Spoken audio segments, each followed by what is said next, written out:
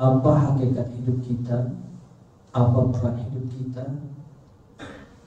dan apa maksud dan tujuan hidup kita. Yang pertama, hakikat hidup itu adalah ujian. Tidaklah kita mengaku beriman kepada Allah tanpa diuji oleh Allah. Semakin beriman, semakin diuji oleh Allah. Dan ujian itu adalah merupakan tanda cinta Allah kepada seorang hamba. Idza ahabballahu 'abdan ibtalahu liyasma'a tadarru'ah. Apabila Allah mencintai seorang hamba, maka hamba itu diuji oleh Allah, sehingga Allah ingin melihat bagaimana rintihan hamba itu di tengah malam. Maka bagi hamba Allah yang beriman, ujian itu dijadikan sebagai tangga untuk mendekatkan diri kepada Allah. Nah, kemudian peran hidup kita sebagai khalifah. Tugas hidup kita adalah untuk beribadah kepada Allah. Wa ma khalaqtul jinna wal insa illa liya'budun. Inti ibadah adalah zikir. Inti zikir adalah doa. Zikir secara harfiah artinya adalah ingat dan sebut. Ingat adalah gerak hati, sebut adalah gerak lisan. Karena ingat maka disebut, disebutnya karena ingat. Perpaduan antara hati dan lisan, itulah makna awal dari khusyuk. Nah, kemudian doa. Doa itu artinya meminta, memohon, mengemis kepada Allah. Kita yang butuh kepada Allah, bukan Allah yang butuh kepada kita. Oleh karena kita butuh kepada Allah, Allah perintahkan kepada kita sebagai hamba-Nya untuk berdoa, memohon kepada-Nya. Ud'uni astajib lakum. Mintalah kalian padaku, niscaya apa yang kalian minta akan aku berikan. Nah, kemudian kenapa kita mesti berdoa? Yang pertama, karena doa itu adalah mukhul ibadah. Sumsumnya ibadah, saripati ibadah itu adalah doa. Doa itu silahul mu'minin, senjata bagi orang-orang beriman. Doa itu nur samawati wal ardh, cahaya langit dan bumi.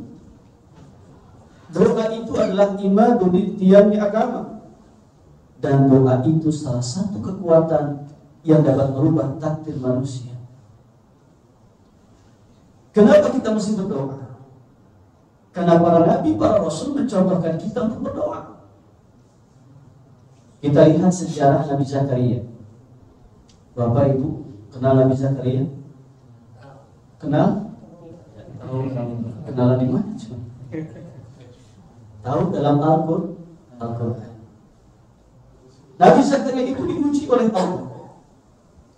Apa ujian yang Allah berikan kepada Nabi Zakaria? Salah satu daripada bentuk ujian yang Allah berikan kepada Nabi Zakaria adalah beliau itu lama gak punya keturunan.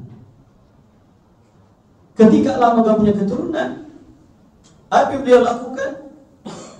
Beliau berserah diri kepada Allah. Beliau meminta kepada Allah. Beliau memohon kepada Allah. Beliau merintih kepada Allah.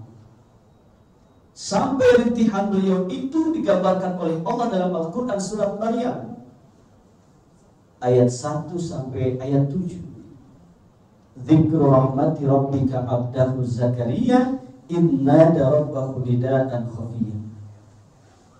Ingatlah ketika Nabi Zakaria berdoa, meminta, memohon kepada Allah dengan suara lemah lembut. Inni wahanal adnu minni wasta'ala raqsu sayban. Ya Allah, sesungguhnya tulang belulangku telah lemah, kepalaku sudah ditaburi dengan ubat, tubuhku sudah bongkok. Namun aku gak pernah jerah, aku gak pernah bosan untuk senantiasa berdoa kepadamu. Apa yang diminta oleh Nabi Zakaria? Fahabli min ladunka waliya. Ya Allah, berikan aku anak, ya Allah, berikan keturunan. Terus Nabi Zakaria berdoa, memohon kepada Allah. Dengan kekuatan doa datang pertolongan Allah. Kemudian Nabi Zakaria diberikan keturunan oleh Allah, yaitu Nabi Yahya alaihi salam. Nah, ketika mendapatkan putra Nabi Yahya alaihissalam, beliau mendoakan putranya. Ini merupakan satu pelajaran bagi kita sebagai orang tua. Hendaknya setiap hari kita harus senantiasa mendoakan anak-anak kita. Karena doa orang tua kepada anak, doa orang tua kepada anak, tak ubahnya bagikan doa Nabi untuk umatnya sangat mustajab. Apatah lagi kalau sering kita berdoa di bulan suci Ramadan. Rasulullah SAW memberikan kabar gembira kepada orang yang melaksanakan ibadah puasa di bulan suci Ramadan. Kata Nabi, doa usaim mustajab hatta yuftir. Doa orang yang berpuasa itu mustajab. Allah malu untuk tidak mengijabah doa seorang hamba yang berpuasa di bulan suci Ramadan hatta yuftiru, sampai mereka berbuka. Maka kewajiban kita sebagai orang tua terhadap anak-anak kita, doakan mereka. Nabi Ibrahim kan pengen punya anak soleh, doa. Bagaimana doanya? Doa Nabi Ibrahim, Rabbi habli minas sholihin. Ya Allah, berikan aku anak yang soleh. Seorang nabi pengen punya anak soleh, doa. Nah, kita bukan nabi, kita bukan siapa-siapa. Kemudian Nabi Zakaria ketika mendapatkan putra Nabi Yahya alaihissalam, beliau mendoakan anaknya, waj'alhu rabbi radiyah. Ya Allah, jadikan anakku anak yang senantiasa mendapatkan keridhaan-Mu. Lalu kita lihat juga sejarah Nabi Musa alaihissalam. Beliau berdoa ketika Nabi Musa dikejar oleh pasukan Fir'aun di depan lautan merah, di belakang pasukan Fir'aun. Mentok ketika itu Nabi Musa, beliau berdoa kepada Allah Subhanahu wa taala. Dengan kekuatan doa datang pertolongan Allah. Nabi Musa dan prajuritnya diselamatkan oleh Allah, sementara Fir'aun ditenggelamkan di dalam dasar lautan. Nabi Ibrahim alaihissalam berdoa ketika Nabi Ibrahim berhadapan dengan raja yang zalim, Raja Namrud. Nabi Ibrahim dibakar di atas tumpukan kayu di atas bara api. Ketika itu, apa yang beliau lakukan?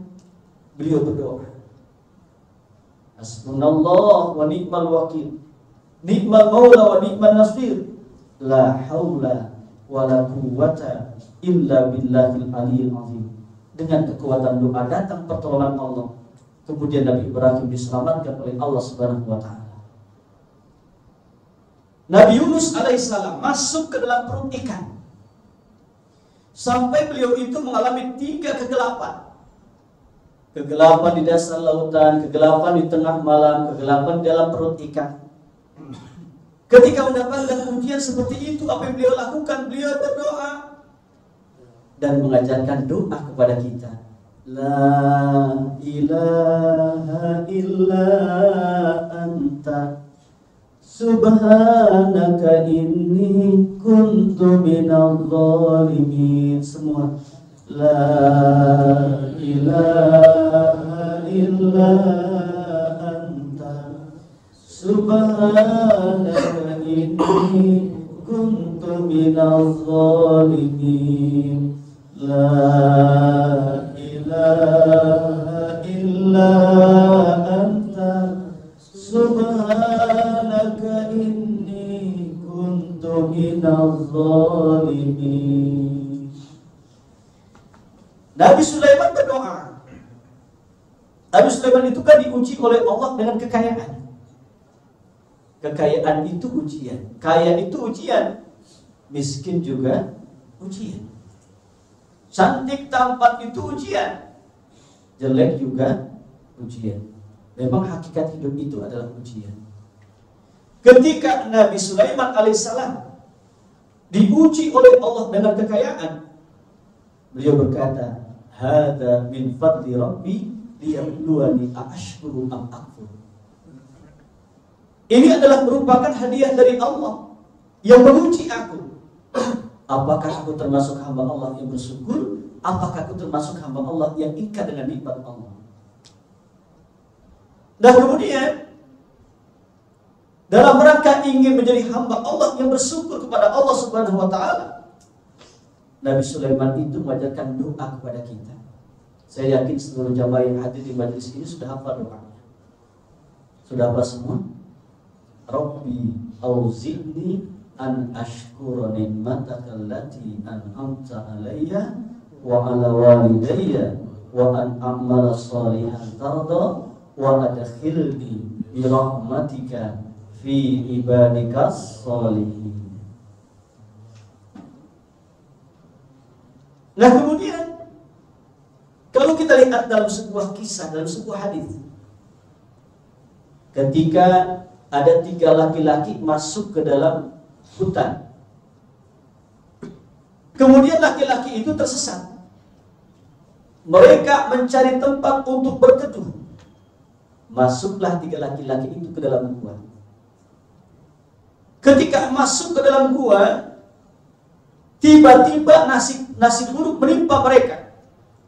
Ada sebuah batu besar dari lereng bukit jatuh, akhirnya menutupi mulut gua itu. Mereka tidak bisa keluar. Kemudian salah satu daripada anak muda itu berkata, wahai temanku, sahabatku, kita tidak akan bisa keluar dari mulut gua ini, dari gua ini, kecuali kita berdoa kepada Allah, memohon kepada Allah dengan menyebutkan amal ibadah yang pernah kita lakukan dalam hidup ini. Anak muda yang pertama berdoa, ya Allah, sesungguhnya aku memiliki kedua orang tua. Aku senantiasa berbuat baik kepada kedua orang tuaku. Aku setiap hari mencari susu untuk kedua orang tuaku. Setiap hari aku lakukan itu, ya Allah. Satu ketika aku terlambat datang, sampai larut malam. Aku lihat kedua orang tuaku telah tidur lama. Aku tunggu sampai terbit fajar, aku tunggu sampai pagi. Aku pegang susu itu. Aku merasa bersalah karena aku lambat datangnya. Dengan harapan ketika orang tuaku terbangun dari tidurnya, langsung aku berikan. Tapi orang tuaku tidurnya lelap, sehingga aku pegang, aku tunggu sampai terbit fajar. Menjelang subuh, orang tuaku baru bangun, lalu aku berikan susu itu. Setiap hari aku berikan susu kepada kedua orang tuaku. Ya Rabb, kalau seandainya amal baktiku birrul walidainku kepada kedua orang tuaku termasuk amal ibadah yang kau terima, hamba mohon padamu ya Allah, gerakkan batu itu. Akhirnya batu itu bergerak, cuman mereka belum bisa keluar. Anak muda yang kedua berdoa, ya Allah, sesungguhnya aku seorang bos, aku banyak punya karyawan. Setiap bulan aku berikan gaji kepada karyawanku. Namun ada satu karyawan yang tidak mau digaji. Ini aneh juga, orang kerja tapi gak mau digaji. Selama waktu karyawanku yang tidak mau digaji itu datang padaku. Bosku, pemajikanku, aku butuh uang. Aku selaku bos ketika itu berkata, ini aku berikan uang kepada engkau. Kemudian aku berikan bonus tambahan. Aku banyak punya hewan ternak, aku banyak sawah ladang. Silahkan kau ambil sebagian hewan ternakku, dan silahkan kau ambil sebagian sawah ladang. Aku berikan kepada engkau, aku hadiahkan kepada engkau. Ya Rabb, kalau seandainya pemberian hadiahku kepada karyawanku termasuk amal ibadah yang kau terima, hamba mohon padamu ya Allah, gerakkan batu ini. Gerakan batu ini ya Rabb. Dengan kekuatan doa ketika itu, batu itu mulai bergeser. Yang awalnya kecil menjadi besar. Besar. Tapi mereka belum bisa keluar. Yang ketiga berdoa, ya Rabb, aku punya keponakan. Satu ketika keponakanku datang padaku, dia butuh uang. Aku sebagai paman berkata, wahai keponakanku, ini uang untuk engkau. Aku berikan beberapa keping uang dinar. Ya Rabb, kalau seandainya hadiah yang aku berikan kepada keponakanku termasuk amal ibadah yang kau terima, hamba mohon padamu ya Allah, gerakkan batu itu. dengan kekuatan doa ketika itu. Batu itu terbuka, besar. Akhirnya ketiga laki-laki itu bisa keluar dari dalam gua. Ini menunjukkan yang pertama, doa bertawassul dengan amal saleh itu boleh. Misalkan begini, semalam kita melaksanakan salat tahajud, insya Allah kita melaksanakan salat tahajud, kemudian kita baca Quran, ya, habis sahur kita baca Quran, kemudian kita melaksanakan salat subuh, kita ke masjid. Setelah salat subuh kita baca Quran lagi, baru berangkat kerja. Kemudian kita punya masalahnya apa? Ya, kira-kira jam 10 selesai melaksanakan salat duha, kita ngobrol sama Allah, kita ngomong sama Allah. Ya Rabb, aku sudah melaksanakan salat tahajud. Ya Rabb, aku sudah menghatamkan Al-Quran. Ya Rabb, aku sudah melaksanakan salat berjamaah. Ya Rabb, aku sudah beristighfar ribuan kali. Kalau seandainya amal ibadah yang aku lakukan adalah amal ibadah yang ku terima, hamba mohon padamu ya Allah, mudahkan urusanku ya Allah, ijabah doa-doaku ya Allah, selesaikan masalahku ya Allah. Itu namanya yang bertawassul dengan amal saleh. Nah, itu boleh. Atau tawassul dengan asmaul husna. Walillahil asmaul husna fad'uhu biha. Sesungguhnya Allah memiliki nama-nama yang indah, nama-nama yang agung. Berdoalah dengan menyebutkan nama-nama itu. Setiap nama-nama Allah itu kan punya makna. Ya, misalkan Ar-Rahman, Ar-Rahim. Allah itu Maha Pengasih, Allah itu Maha Penyayang. Atau Al-Latif, Allah itu Maha Lembut. Boleh kita berdoa menyebut nama Allah, Ya Latif, Ya Latif, Ya Latif. Ya Allah, Zat yang Maha Lembut, hamba mohon padamu, lembutkan hati suamiku, lembutkan hati istriku, lembutkan hati anak-anakku, lembutkan hati pimpinanku, lembutkan hati siapa? Ah, itu boleh. Atau asma Allah misalkan Ya Razzaq. Apa artinya Ya Razzaq? Halo? Ya Razzaq? Ya Razzaq itu wahai Zat yang memberikan rizki. Ya Razzaq, Ya Razzaq, Ya Razzaq. Wahai Zat yang memberikan rizki, hamba mohon padamu, berikan aku rizki yang luas, yang halal, yang thayyib, yang banyak ya Allah. Sehingga dengan rizki yang aku berikan, aku bisa melaksanakan syariatmu ya Allah. Aku bisa berinfak, bisa bersedekah, bisa berzakat. Terus, nah itu doa boleh begitu. Atau Ar-Rahman, Ar-Rahim. Allah itu Maha Pengasih, Allah itu Maha Penyayang. Ya Allah, kasihi sayangi kedua orang tuaku. Ya Allah, kasihi sayangi anak-anakku. Ya Allah, kasihi sayangi tetanggaku. Ya Allah, kasihi sayangi umat Nabi Muhammad sallallahu alaihi wasallam. Nah, itu berarti tawassul dengan asmaul husna. Nah, kemudian yang kedua, kenapa kita mesti berdoa? Karena kita banyak butuh. Kita banyak butuh kepada Allah. Allah itu tidak butuh dengan sesuatu apapun. Allah itu tidak butuh dengan sesuatu apapun. Ketika Allah menciptakan sesuatu, Allah itu tidak butuh dengan sesuatu. Allah ciptakan langit, Allah tidak butuh langit. Allah ciptakan bumi, Allah tidak butuh dengan bumi. Allah ciptakan arasy, Allah tidak butuh dengan arasy. Allah ciptakan alam semesta, Allah tidak butuh dengan alam semesta. Allah ciptakan manusia, Allah tidak butuh dengan manusia. Kita yang butuh kepada Allah, bukan Allah yang butuh kepada kita. Kenapa kita yang butuh kepada Allah dan Allah tidak butuh kepada kita? Karena Allah itu ada sebelum sesuatu ada, itu ada. Allah itu ada ketika sesuatu ada, itu ada. Dan Allah tetap ada ketika sesuatu itu telah tiada. Kullu man 'alaiha fan wa yabqa wajhu rabbika dzul jalali wal ikram. Allah yang baqa. Allah itu tetap. Dan Allah itu mukhalafatul lil hawaditsi. Allah itu berbeda dengan sesuatu apapun, dan Allah itu beda dengan makhluk. Oleh karena kita butuh kepada Allah, Allah perintahkan kepada kita sebagai hamba-Nya untuk berdoa. Ud'uni astajib lakum. Mintalah kalian padaku, niscaya apa yang kalian minta akan aku berikan. Yakin setiap doa kita diijabah oleh Allah, cuma soal waktu. Cuma soal waktu. Kalau kita kan inginnya instan, doa sekarang nanti 2 jam dikasih sama Allah. Doa sekarang nanti buka puasa dikasih sama Allah. Cara Allah mengijabah doa seorang hamba pada waktu yang Allah pilih, bukan pada waktu yang kita pilih. Pada waktu yang Allah tentukan, bukan pada waktu yang kita tentukan. Pada waktu yang Allah inginkan, bukan pada waktu yang kita inginkan. Pada sesuatu yang Allah kehendaki, bukan pada sesuatu yang kita kehendaki. Itulah cara Allah mengijabah doa seorang hamba. Atau sesuatu yang kita minta itu diganti oleh Allah dengan sesuatu yang menurut Allah itu lebih baik buat kita. Ini kadang-kadang kita kan mintanya sama Allah, ya Allah berikan aku rizki, ya Allah berikan aku kekayaan.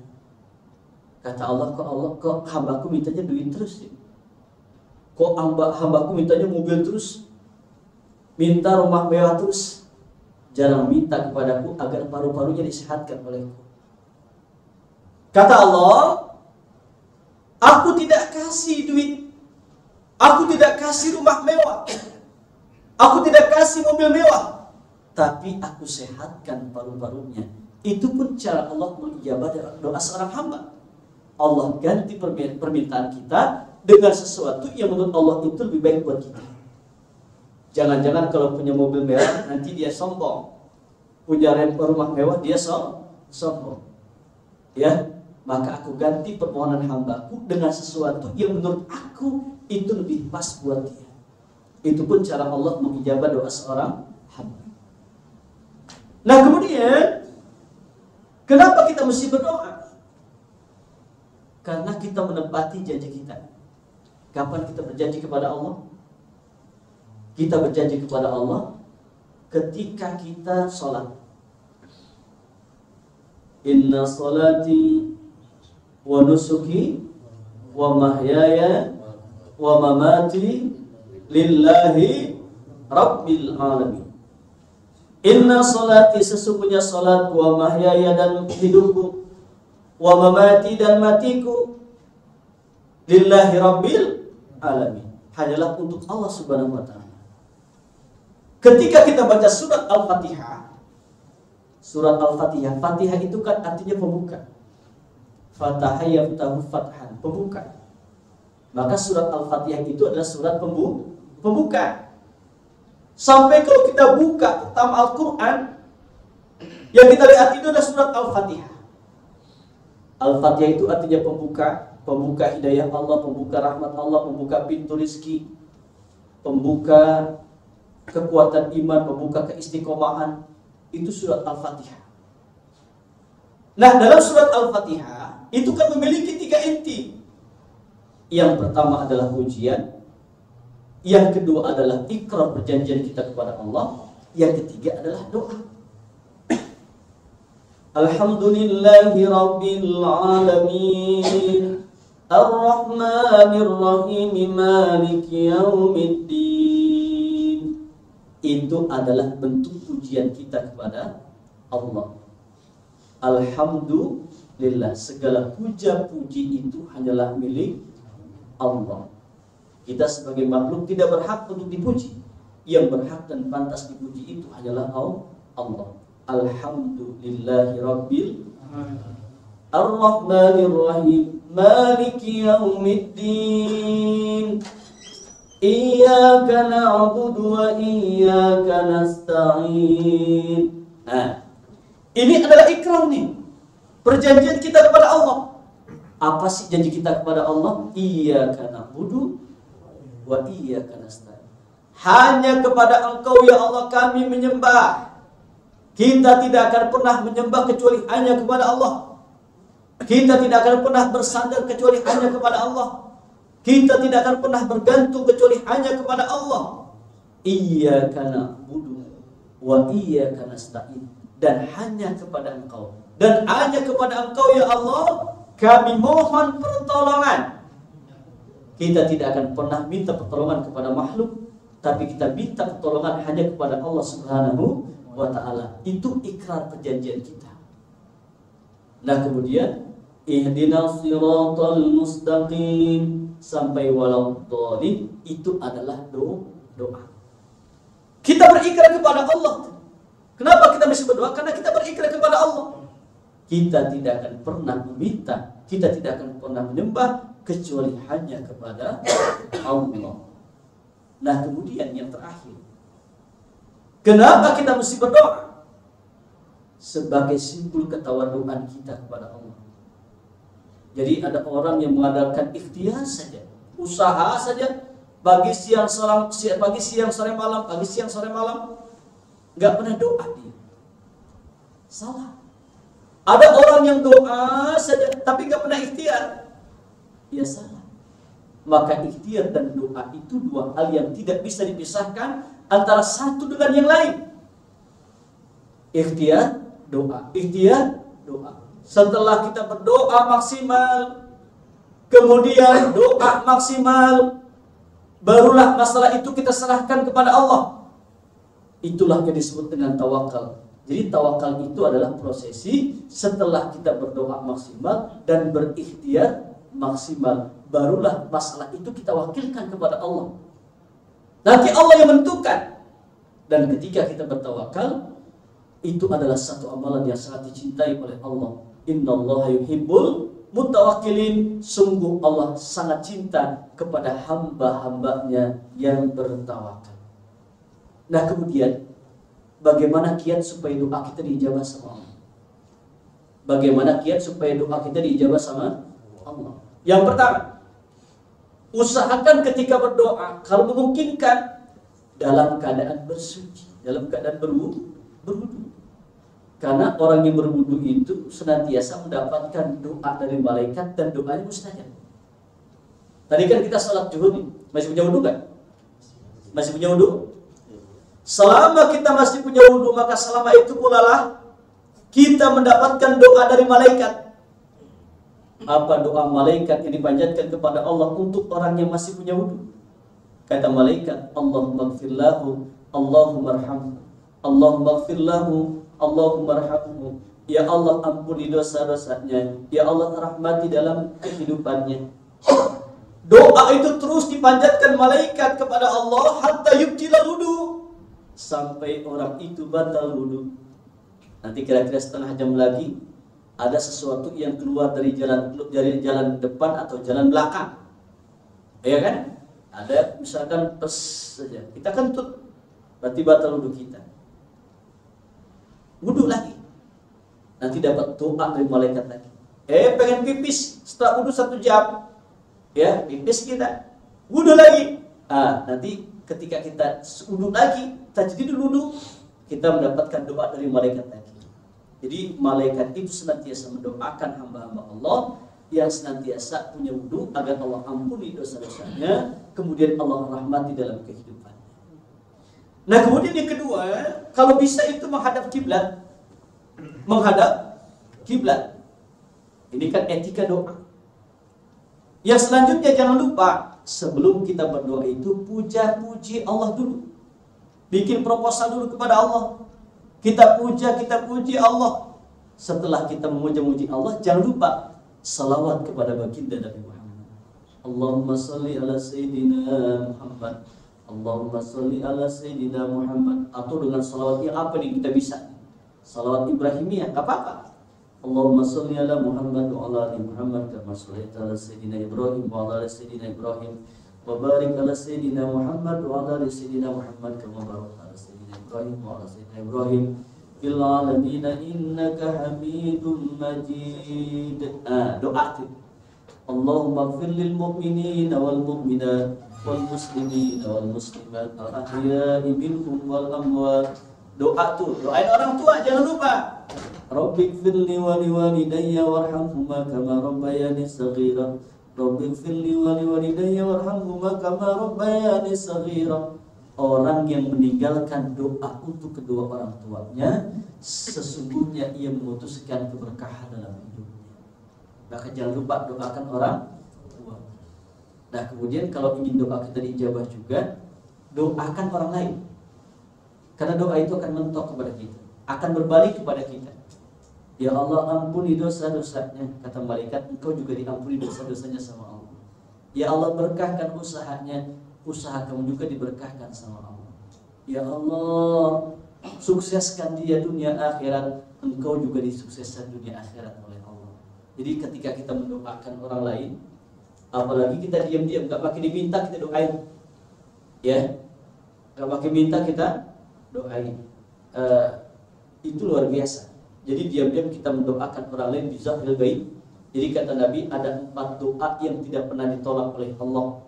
Yang pertama, doa orang yang berhaji, itu mustajab. Berumrah, itu mustajab. Yang kedua, doa orang yang sakit, yang ikhlas, yang ridho ketika diberikan oleh Allah ujian sakit, kemudian dia berdoa, maka doanya mustajab. Yang ketiga, doa saudara kepada saudaranya bidzahril gaib, itu mustajab. Ya, doa orang tua kepada anak, anak kepada orang tua, kakak terhadap adik, adik terhadap kakak, kemudian doa tetangga, doa orang-orang soleh, itu mustajab. Nah, kemudian yang ketiga adalah doa orang yang berjihad di jalan Allah, itu adalah mustajab, dijawab oleh Allah Subhanahu wa taala. Nah, kemudian yang selanjutnya, ya, doa itu harus diulang-ulang. Jadi jangan sampai berhenti kita berdoa sebelum hajat kita dikabul sama Allah. Allah itu semakin diminta semakin suka, beda dengan kita, apalagi yang ngomong. Orang minta sekali, kita kasih. 2 kali belum tentu. 3 kali minta terus lu cari sendiri, ya kan? Tapi Allah itu semakin diminta semakin suka. Allah itu semakin diminta semakin suka. Bahkan kalau kita lihat dalam hadis, innallaha yuhibbu du'a'al mulihin. Allah itu sangat cinta kepada hambanya ketika hambanya itu berdoa sambil merengek sama Allah. Seperti anak kecil minta mainan. Anak kita dulu, ya ketika kita kecil atau ketika kita kecil, kita minta mainan sama orang tua kita sampai kita merengek-rengek kan. Innallaha yuhibbu du'a'al mulihin. Allah itu sangat cinta kepada hambanya yang berdoa itu sambil merengek-rengek. Apalagi sampai berderai air mata. Ya, ketika kita doa, ketika kita berzikir ingat Allah, kita meneteskan air mata. Bahkan kata Nabi, fa ilam tabki fatabaqau. Kita lagi zikir, lagi doa, nggak bisa nangis, nangis-nangisin. Sudah nangis-nangisin, nggak bisa nangis juga. Nangislah karena tidak bisa menangis. Kenapa kok ingat Allah nggak nangis? Ya kan? Kenapa kok ingat sama Nabi Muhammad nggak nangis? Berarti ada yang salah di pada hati kita. Ya, maka tadi Pak Ilham tabki fatabaqau. Kalau nggak bisa nangis, nangis-nangisin. Udah dinangis-nangisin, pura-pura nangis, nggak nangis juga. Menangislah karena nggak bisa menangis. Ya. Nah, kemudian jangan lupa, ya, ketika bersalawat itu, ketika berdoa itu, ya, itu diawali dengan salawat, kemudian diakhiri dengan salawat. Diawali dengan salawat, diakhiri dengan alhamdulillahirabbil alamin, Allahumma shalli ala sayyidina Muhammad. Kemudian terakhirnya subhana rabbika rabbil izzati amma yasifun wa salamun alal mursalin walhamdulillahi rabbil alamin. Nah, kemudian afdal doa itu adalah doa yang diambil dari Al-Quran dan Sunnah Nabi kita Muhammad SAW.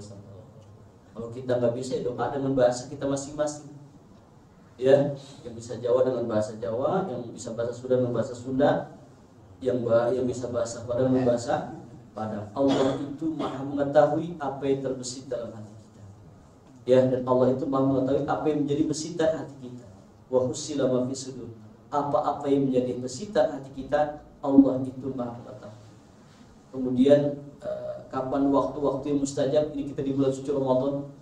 Salah satu daripada saat yang mustajab itu adalah ketika di waktu sahur, ya, jam 3, jam setengah 4, jam 4, itu waktu yang sangat mustajab untuk berdoa kepada Allah.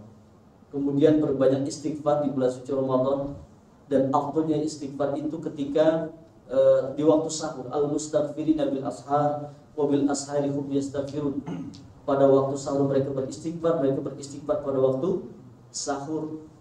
Nah, kemudian salah satu saat yang mustajab itu adalah ketika berbuka puasa. Ketika berbuka puasa. Kata Nabi kan gini, lis-shaimi farhatani, farhatun indal iftar wa farhatun indal liqa'i rabbih. Bagi orang yang melaksanakan ibadah puasa, dia akan mendapatkan dua kebahagiaan. Yang pertama, kebahagiaan ketika berbuka puasa.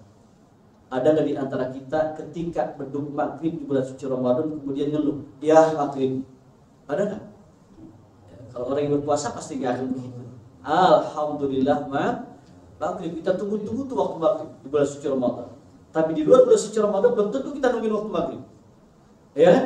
Tapi kalau bulan suci Ramadan, kadang kita nggak masuk kerja itu nongkrong depan TV, ya kan? Kapan maghrib, dur, alhamdulillah. Ketika kita berbuka itu kan senang banget kita, senang banget.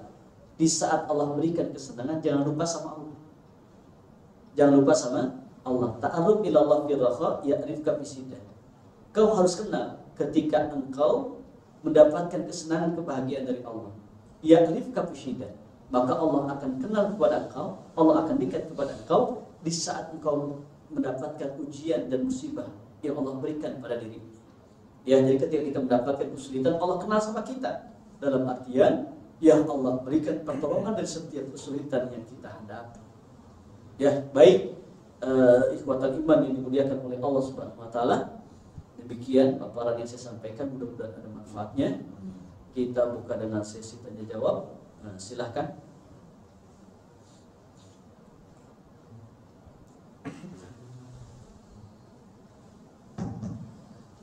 Baik, Bapak-bapak, Ibu-ibu sekalian, apabila ada yang ingin bertanya kepada Pak Ustadz, kami persilakan.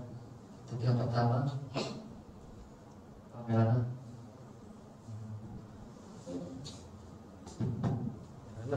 Dari Ibu-ibu ada yang bertanya? Kalau tidak ada yang bertanya, langsung ditutup sama doa.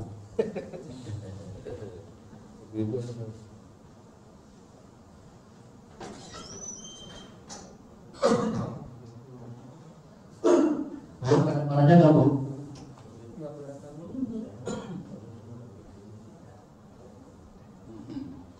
Ada Pak Ustadz dari Mbak Eda.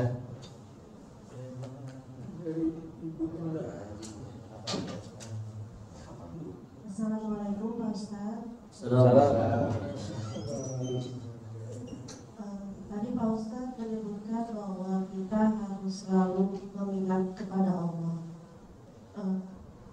Kalau misalnya lagi di kamar mandi Pak Ustadz, kita boleh nggak sih nyebut nama Allah tapi di dalam hati? Itu aja. Terima kasih Mas. Baik, ya. Karena Rasulullah sallallahu alaihi wasallam yadhkurullaha kulla ahyan. Sesungguhnya Rasulullah sallallahu alaihi wasallam ingat sama Allah pada setiap keadaan. Ada tempat-tempat yang tidak boleh kita menyebut nama Allah. Salah satunya itu adalah di kamar mandi. Karena tempat itu tempat najis dan tempat kita membuang najis. Kalau saja kita ingat sama Allah lewat hati kita, ya nggak apa-apa. Asal jangan dilafadzkan. Ya, jangan disebut nama Allah ketika di kamar mandi. Apalagi baca Quran di kamar mandi. Idza waqa'atil waqi'ah. Jangan. Itu tempat najis. Ya. Kalau dalam hati nggak apa-apa. Zikir itu kan ada 4 ya. Ada zikir akal, ada zikir lisan, ada zikir hati, ada zikir amal. Ya, ketika kita berzikir dengan hati kita tanpa dilafadzkan, maka boleh. Ya, yang tidak boleh itu adalah ketika kita melafadzkan nama Allah di tempat yang tidak dibolehkan. Begitu Ibu ya, bisa dipahami? Halo? Terima kasih Pak Ustadz. Baik, sama-sama. Ada lagi Ibu? Saya Pak Ustadz, Silakan Pak. Saya mau nanya, kalau misalnya kita bersedekah, dalam arti yang bisa menilai sedekah kita itu ikhlas, kan kita sendiri kan Allah. Kita bersedekah sejumlah uang lah dengan ikhlas. Tapi pada saat penyerahan itu terbesit di hati kita. Misalnya terbesit di hati kita, saya bersedekah ini, mudah-mudahan dengan sedekah ini usia kita dipanjangkan, tubuh kita disehatkan. Itu boleh nggak? Baik ya, itu boleh. Tadi sudah saya sampaikan, itu termasuk bagian daripada tawassul dengan amal. Tawassul dengan amal. Jadi ya Allah, dengan sedekah yang aku berikan ke masjid ini untuk membangun masjid ini atau pesantren ini, hamba mohon padamu ya Allah, kabulkan apa yang menjadi hajat dan keinginan. Nah itu boleh. Ya, yang nggak boleh dalam sedekah itu adalah la tubtilu shadaqatikum bil mani wal adha. Janganlah kau batalkan nilai sedekahmu itu dengan mencaci maki atau dengan menyebut-nyebut. Kadang-kadang kan itu masjid gue yang bangun nih, gitu kan? Ini kalau bukan karena gue nih, nggak bakal jadi masjid. Dia pun dalam hati itu nggak boleh. Nah, kalau ke masjid dalam hati, cepat istighfar. Ya, cepat istighfar kepada Allah Subhanahu Wa Taala. Jadi kalau memang gini, manusia itu kan ketika kita melakukan amal ibadah, ya kalau kita belum istiqomah, itu akan melewati lembar-lembar ujub dan lembar-lembar riya. Ujub itu bangga diri. Ini musola kalau bukan karena gua nih rame, nggak ngomong dia, cuma dalam hati.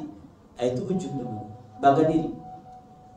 Yang kedua riya, dia itu kan pengen amal ibadahnya itu dipuji oleh orang lain. Kebalikannya ikhlas, dia tidak mau mendapatkan pujian dari manusia, tapi dia ingin mendapatkan pujian dari Allah. Ya, kalau riya itu ya ingin dipuji sama Allah. Nah, bagaimana kuncinya itu? Awal-awal kita masih riya, awal-awal kita masih ujub. Kuncinya adalah istiqomah. Ketika kita istiqomah, ya udah, awal-awal biarin dah. Ujub nggak apa-apa, kemudian riya nggak apa-apa, biarin dah. Tapi terus aja sedekah, terus aja istiqomah dengan kebaikan. Insya Allah dengan sendirinya sifat ujub dan riya itu akan Allah hilangkan, akan Allah ganti dengan sifat-sifat yang baik, dengan sifat ikhlas, dengan sifat istiqomah, dengan sifat tawakal dan ketakwaan. Ya, jadi memang ikhlas itu gampang ngomongnya, cuman ngerjainnya susah. Kecuali hamba-hamba Allah yang istiqomah, maka insya Allah nanti akan diberi oleh Allah, Allah percikan sifat ikhlas. Sedikit istiqomah lebih bagus daripada besar tapi gak istiqomah. Maka kata Nabi, sebaik-baik amal itu adalah adwa mu'akwa'in kolak, sedikit tapi istiqomah. Baik, silakan Pak. Terima kasih Pak Ustaz. Mengenai hukum berdoa Pak Ustaz, apakah kita boleh berdoa ketika di tempat kuburan yang tempat wali-wali Pak Ustaz? Apakah hukumnya bagaimana Pak Ustaz? Baik ya. Ibadah itu ada ibadah yang terikat dengan waktu dan tempat. Contohnya apa? Ibadah yang terikat dengan tempat dan waktu. Ya.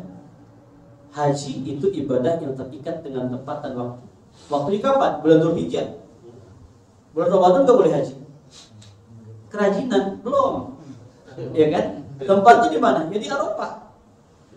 Hukum itu di Arafah, bisa nggak di Mina? Ya nggak bisa. Maka haji itu adalah ibadah yang terikat dengan tempat dan waktu. Nah kemudian ada ibadah yang terikat juga dengan waktu. Apa itu sholat? Inna sholata ya kanat alal mu'minina kitaba mawquta. Sholat itu ya kalau waktu zuhur, ya sekarang jam berapa zuhur? Jam 12 misalkan. Ya harus tepat waktu. Jangan saking solehnya jam 11:30 sudah sholat. Pak, kenapa udah kan belum waktu zuhur ini? Saya mah kan orang soleh. Belum waktunya juga sholat, saya mah begitu. Nggak bisa. Harus masuk waktu. Kalau belum masuk waktu ya nggak boleh. Maka ya, sholat itu adalah ibadah yang terikat dengan waktu. Nah ada ibadah yang tidak terikat dengan tempat dan tidak terikat dengan waktu. Apa contohnya? Zikir. Kapan aja tuh, di mushola silakan, di kantor silakan, di rumah silakan, di kebun silakan, di kuburan silakan. Doa di mana aja boleh. Asal di tempat-tempat yang tidak diperbolehkan. Ya, di masjid boleh, di kantor boleh, di rumah boleh, di jalanan kita bawa mobil silakan boleh, di atas kuburan boleh. Yang tidak boleh itu adalah minta kepada ahli kubur, itu ya nggak boleh. Ya kalau minta sama ahli kubur ya nggak boleh jelas. Tapi kalau ziarah kubur ya boleh, kan Rasulullah ngomong, kuntu nahaitukum an ziyaratil qabri fazurha. Awalnya aku tidak bolehkan kalian berziarah. Tapi hadis ini dimansukh, dihapus, fazurha. silahkan kalian berziarah. Ya, maka ziarah kubur itu boleh. Yang tidak boleh itu adalah meminta kepada ahli kubur. Itu ya. Baca Quran di atas kubur boleh nggak? Ya boleh. Di bawah pohon silakan baca Quran. Di taman boleh silakan. Di kebun silakan. Tapi tempatnya bersih. Di atas kuburan juga boleh. Orang baca Quran di mana aja boleh. Ya, di pasar boleh.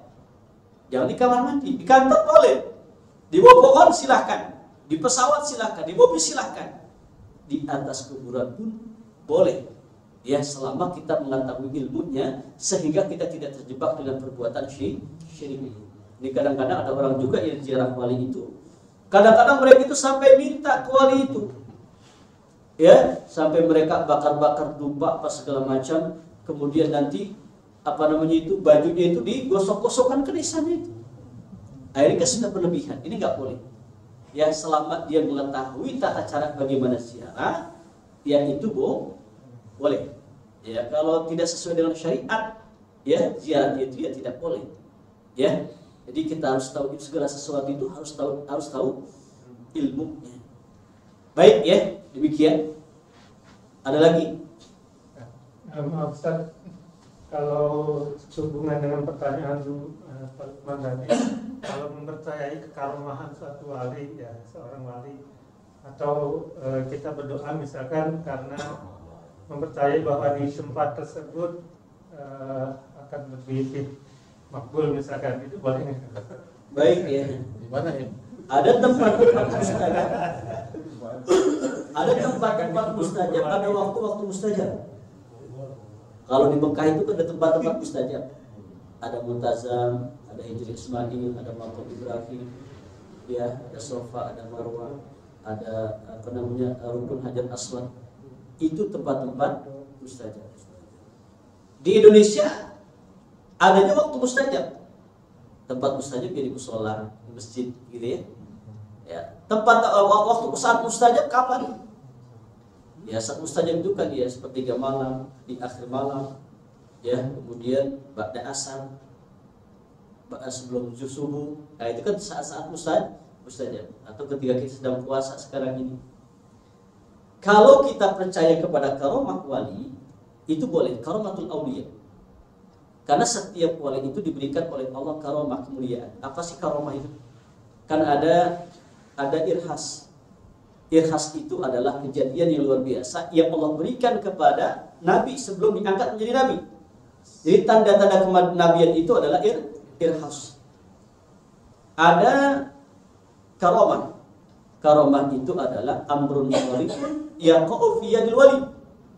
Karomah itu adalah kejadian yang luar biasa, ya, yang terjadi pada para wali.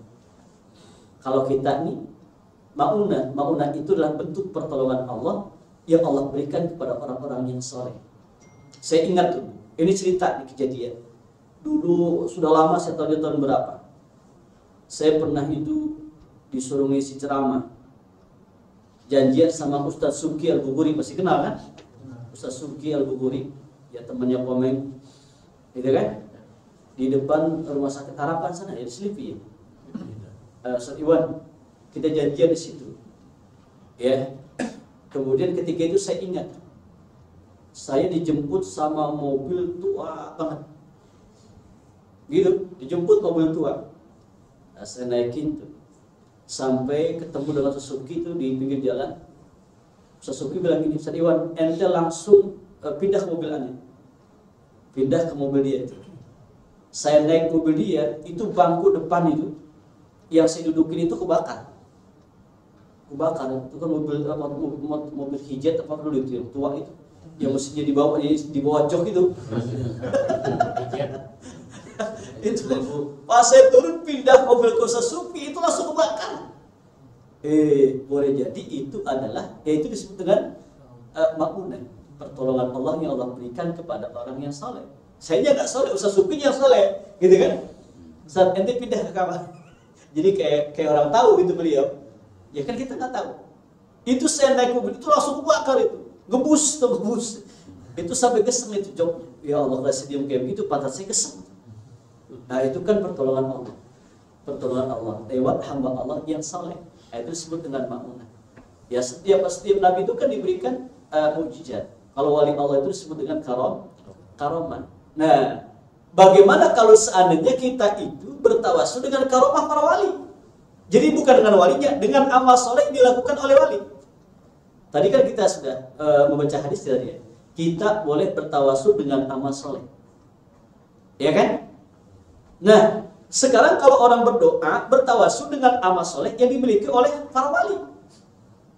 Wali itu kan kekasih Allah, dicintai oleh Allah. Jadi ayatnya itu ala inna awliya Allahi la khaufun alaihim wa lahum yahzanun. Ya, alladzina amanu wa kanu yattaqun. Sesungguhnya wali-wali Allah itu tidak memiliki rasa takut dan tidak memiliki rasa sedih. Siapa itu wali-wali Allah? Alladzina amanu wa kanu yattaqun. Orang-orang yang beriman, orang-orang yang bertakwa itu adalah wali-wali Allah. Kalau kita beriman sungguh-sungguh, bertakwa sungguh-sungguh, maka kita menjadi wali-wali Allah, menjadi kekasih Allah. Salah satu daripada bentuk kasih sayang Allah yang Allah berikan kepada wali-walinya itu adalah walakum fiha ma tashtahi anfusukum walakum fiha ma tad'un. Orang tuh kalau sudah dikasih sama Allah, dicintai sama Allah, jangankan dia minta, ke masjid aja dikasih sama Allah. Kepengen aja dikasih sama Allah, ya Allah, saya pengen buah itu tuh. Gak taunya dia bawain gitu. Itu suka terjadi pada diri kita. Ya, suka itu. Ya Allah, saya pengen itu. Dikasih sama orang. Gitu ya. Jadi jangankan minta, ke masjid aja dikasih sama Allah. Itu tanda Allah sudah cinta banget sama dia. Maka orang yang seperti itu adalah termasuk wali-wali Allah. Ya, kalau kita berdoa misalkan, ya Allah, Allahumma. Emang ini khilaf para ulama. Ya, yang nggak pakai juga nggak apa-apa. Yang pakai silahkan, gitu ya. Jadi jangan sampai kita ini terjebak dengan sesuatu yang khilafiyah kemudian memutuskan silaturahim. Nah, ini yang nggak boleh. Misalkan begini, Allahumma bijahi nabiyika Muhammad. Ya Allah, dengan kemuliaan Nabi Muhammad, wa bi karamati awliyaika, dan keramat wali-walimu, wa bi mu'jizatil Quran, dan mukjizat Al-Quran, taqabbal du'ai. Ya Allah, ya, kabulkan doa hamba. Itu boleh. Itu boleh. Sekalipun di situ ada khilaf. Ya, ada yang mengatakan ya kalau dengan Nabi nggak apa-apa, tapi dengan sesuatu yang lain yang bukan Nabi nggak boleh. Nah, ini khilaf. Ya, jadi kalau kita doa ya Allah, Allahumma bijahi nabiyika Muhammad. Ya Allah, dengan keagungan kemuliaan Nabi Muhammad, wa bi karamati awliyaika, dengan keramat wali-walimu ya Allah, wa bi mu'jizatil Quran. Ya Allah, dengan mukjizat Al-Quran, hamba mohon padamu ya Allah, luaskan rezekiku, mudahkan urusanku, sehatkan jasmaniku, lahir batinku. Itu boleh. Ya, sekalipun memang ada pendapat yang tidak membolehkan. Ya, kalau di kalangan ahli sunnah wal jamaah, mereka suka pakai itu. Ya, termasuk para habaib gitu kan. Orang-orang NU biasanya pakai. Tapi kalau orang-orang Persis Muhammadiyah nggak pakai. Gitu ya, seperti pakai usuli atau tidak usuli, ya silahkan Kak. Yang pakai usuli silahkan, ya enggak juga nggak apa. Yang nggak boleh itu ya nggak sholat. Ya. Yang pakai sidina silahkan, tanpa sidina juga silahkan. Ya, jangan sampai kita pakai sidina musolah ditutup supaya nggak pakai sidina musolahnya, yang sholat di sini, gitu kan? Ada sono pakai sidina ditutup, nggak pakai sidina, berantem ya gara-gara. Ya, nanya sama tukang ojek itu kenapa berantem, berebut Sayyidina. Kata tukang ojek, ya mendingan gua enggak sholat. Baik, kita berdoa, mudah-mudahan doa kita dijawab oleh Allah. Bismillahirrahmanirrahim. Alhamdulillahirabbil alamin. Allahumma shalli ala sayyidina Muhammad.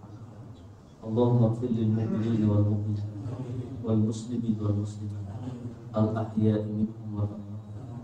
Rabbi ighfir lana wa li walidayna warhamhum kama rabbawna shighara. Allahumma inna nas'aluka al-huda wat tuqa wal afaf wal ghina. Allahumma ya Allah, ampuni seluruh dosa-dosa kaum muslimin dan muslimat di seluruh penjuru dunia ini ya Allah, baik yang masih hidup apalagi yang telah wafat. Ya Allah ya Rabbana, ampuni seluruh dosa-dosa hamba ya Allah. Ampuni seluruh dosa-dosa kami ya Allah. Mulai kami melakukan dosa hingga detik ini, bahkan sampai kami wafat ya Allah. Bersihkan, sucikan, jangan sampai ada yang tersisa ya Allah. Ya Allah ya Rabbana, Kau Maha Pengampun. Di bulan ampunanmu ini hamba mohon padamu ya Allah, ampuni seluruh dosa-dosa ayah dan ibu kami. Ampuni seluruh dosa-dosa ayah dan ibu kami. Kasihi, sayangi, cintai beliau ya Allah, sebagaimana mereka mengasihi mencintai kami di waktu kecil. Ya Allah ya Rabbana, hamba mohon padamu, ya Allah. Allahumma inna nas'aluka salamatan fid din wa afiyatan fil jasad wa ziyadatan fil ilmi wa barakatan fil rizki. Berkahkan hidup kami ya Allah, berkahkan rumah tangga kami ya Allah, berkahkan anak-anak kami ya Allah, berkahkan usaha kami ya Allah, berkahkan orang-orang yang pernah berjasa dalam hidup kami ya Allah. Wa taubatan qoblal maut. Ya Allah, berikan kesempatan kepada kami bertaubat sebelum kami wafat, mendapatkan rahmat-Mu detik-detik kematian kami, maghfirah-Mu, ampunanmu setelah kami wafat. Ya Allah, ringankan kami dalam menghadapi sakaratul maut, ringankan kami dalam menghadapi sakaratul maut. Kau bimbing lisan kami detik-detik akhir hayat kami, ketika kami menghadapi goncangan sakaratul maut ya Allah, untuk dapat melafazkan kalimat tauhid, la ilaha illallah, la ilaha illallah, la ilaha illallah.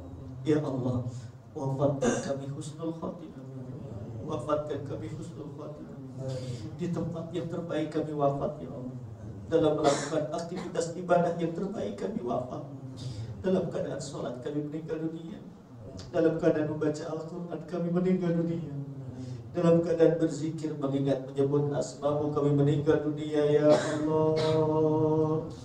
Ya Allah ya Rabbana, terima amal ibadah Ramadan kami ya Allah, saum kami Kau terima ya Allah, tadabbur Quran kami Kau terima ya Allah, infak sedekah kami Kau terima ya Allah.